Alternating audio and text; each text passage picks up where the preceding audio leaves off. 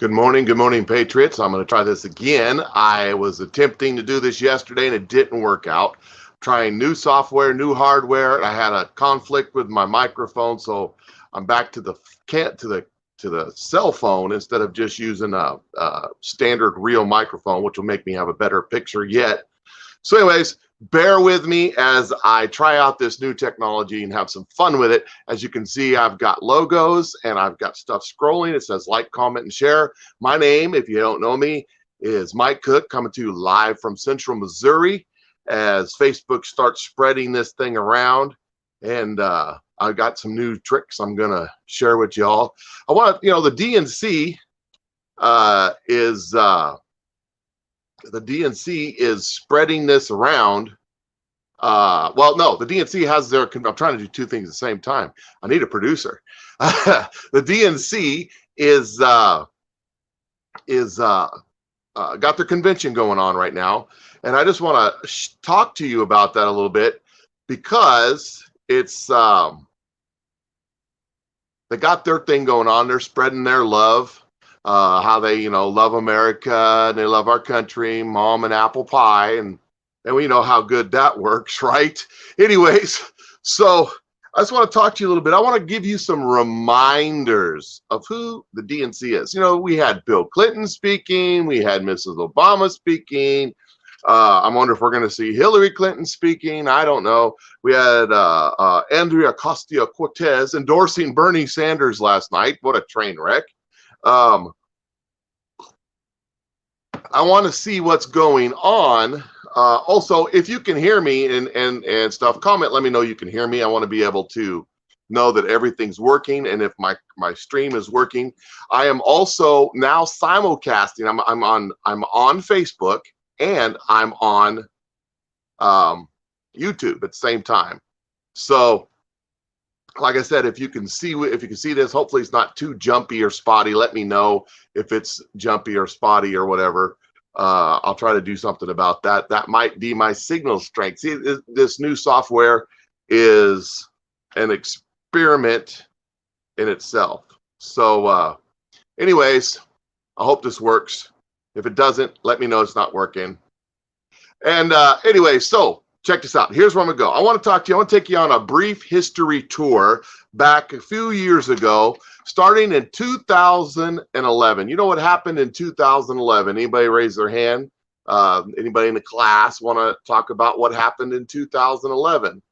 In 2011, Obama and Hillary invaded Libya. You remember at that time, the Arab Spring was going on, and freedom and peace-loving Arabs were joining the Muslim Brotherhood and killing their brothers and sisters across the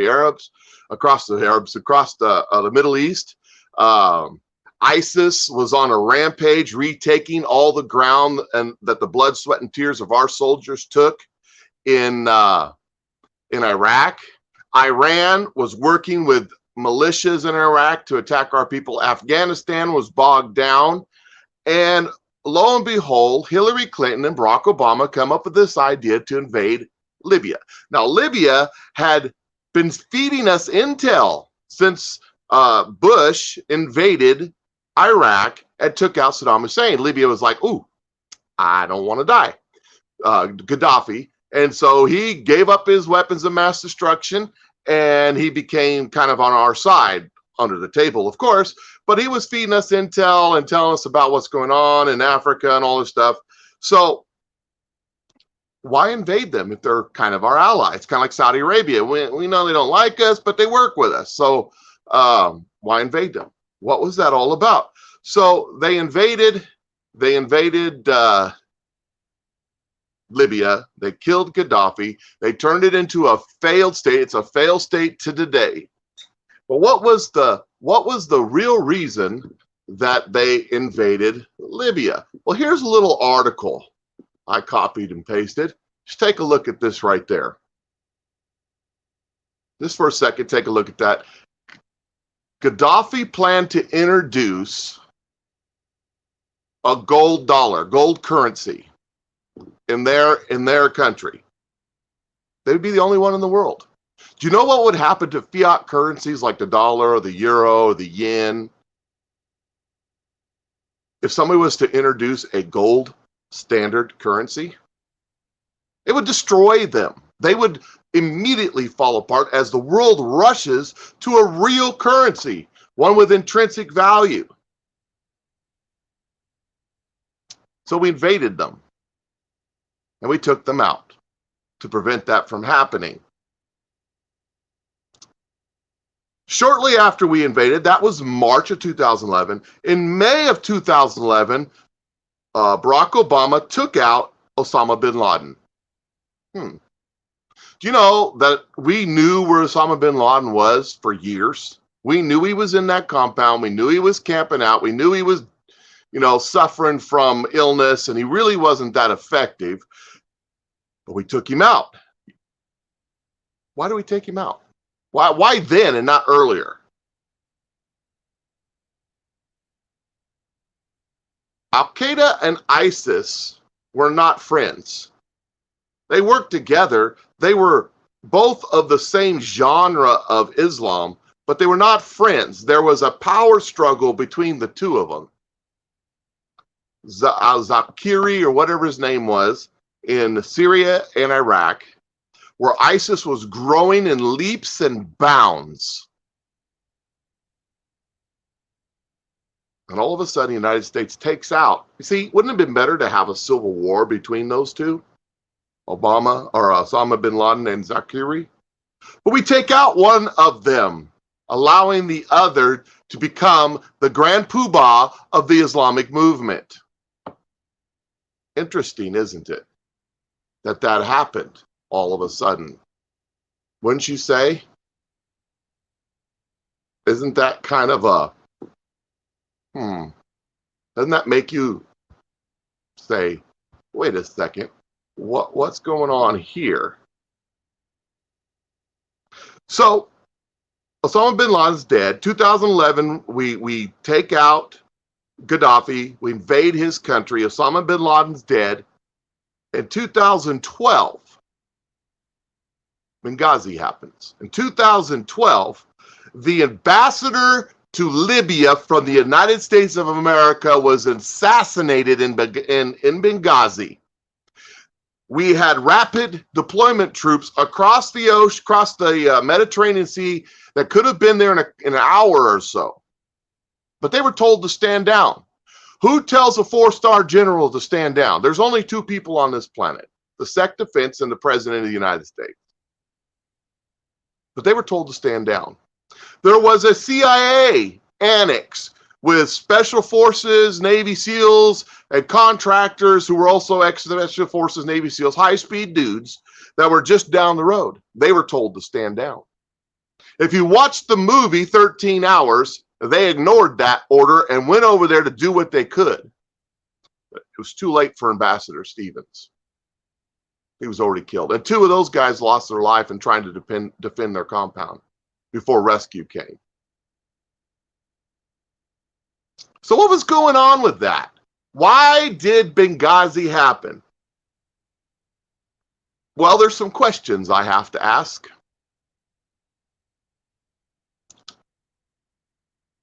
Where'd all the gold go?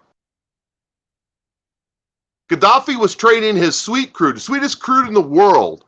You had to purchase it from Gaddafi in gold only. Where'd all the gold go? I don't know. I don't have an answer to that question. But maybe it should be answered. Maybe somebody should do an audit. What do you think?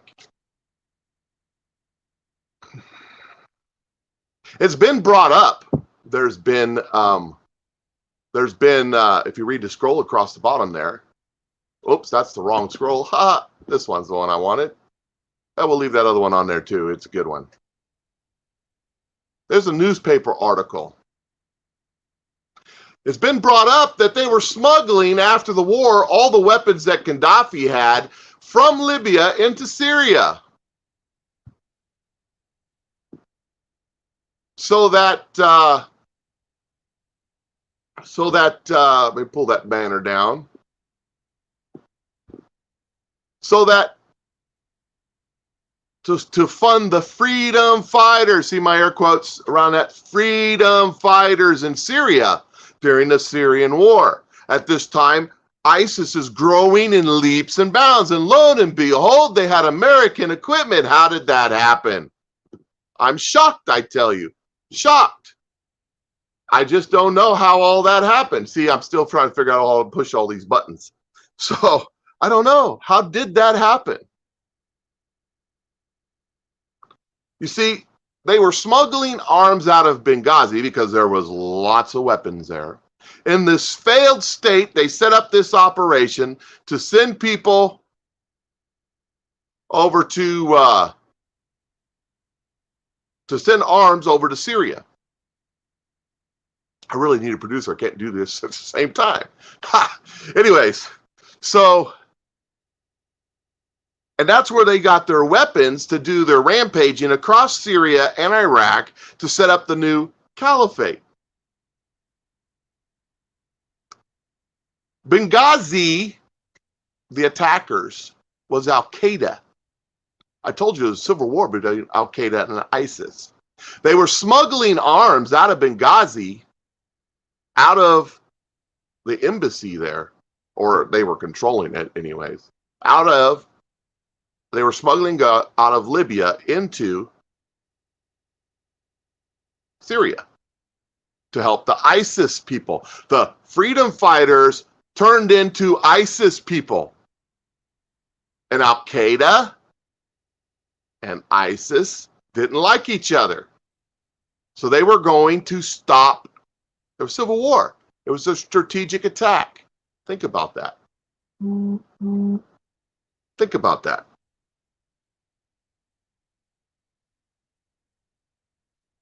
Libya is now a failed state.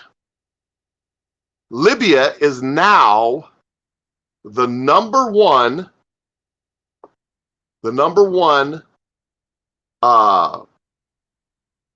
area in Afghanistan for human trafficking. Not Afghanistan, in Africa. Excuse me. Libya is where all of the human trafficking winds up. All the people that are being sold as slaves to wherever they're sold, they're shipped out of Libya because Libya is a failed state. So the questions I have is, where is the gold? Who is making money off the sale of the arms? And who's making money off the sale of the people? And why was Obama and why was Hillary Clinton so hell-bent on taking Gaddafi out and setting this whole thing up? So remember, as you're watching the DNC convention and the major players at the DNC convention, remember, as they are talking about how bad Trump is, remember, as you're watching that, remember what's really going on in this world and who's really doing it. So with that, hey, do me a favor and like, comment, and share this video with all of your friends. It helps spread me around. I'll put the link to my YouTube on there. So if you got friends that don't have Facebook, they can check me out on YouTube too. So I'll put that link in the comments because I have no idea what it is. Anyways, I told you I need a producer. Anyways, talk to you all later. You have a great day.